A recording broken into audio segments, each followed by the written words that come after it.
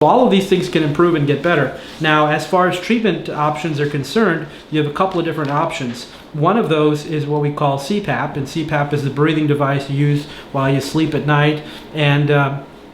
And so with the CPAP treatment, there are two keys, really. One is which style of mask is it going to be comfortable for you, because there are some that go over the nose, some that just go underneath the nose, like pillows. We call them a pillow. And then there's a third kind that covers the nose and the mouth. And that has an advantage for those people who are really more comfortable being able to breathe through their nose or their mouth when they're asleep. Then they can do that. But in many cases, if you're getting the right treatment and you don't have a lot of mouth breathing going on, you may do fine with one of the smaller masks. So we'll kind of have to see what you feel comfortable with and make sure that that works. Okay. The second key with CPAP treatment is how much air pressure is right for you. And there's a big range of pressure we can deliver. If we give you too much or too little, it can be uncomfortable or not completely effective. So we want to make sure we get you on the right pressure, at least on a narrow range, where you're going to do very well and it's going to work very well for you, essentially to eliminate these events.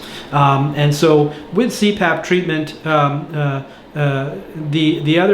the key is that we will want to figure these things out. We'll bring you in one more time at night to do a CPAP treatment night, and that's how we would figure these answers, get the answers to these questions. So before you even go to sleep, we'll get to try the different mask styles, let you try them and see whichever one you feel the most comfortable with. We'll start with that. Once we get started and you're ready to go to sleep, we'll put the mask on. We'll start the air pressure really low. You'll barely notice a little bit of air coming through. Once you're asleep, we'll gradually increase it during the night until we see you're breathing much better, you're not having any of these problems, and your sleep apnea is well controlled. And that'll help us to confirm the best and optimal treatment for you.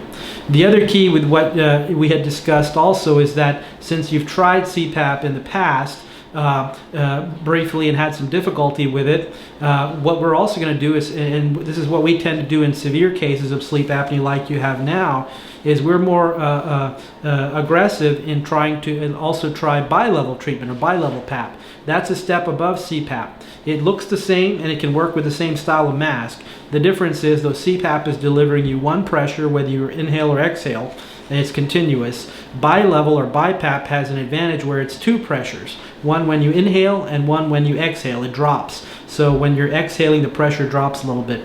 Sometimes that's more comfortable, especially if we're needing higher pressures, and sometimes it's more effective even. So we've found that many people are more comfortable and properly and effectively treated with bi-level when CPAP just isn't working for them.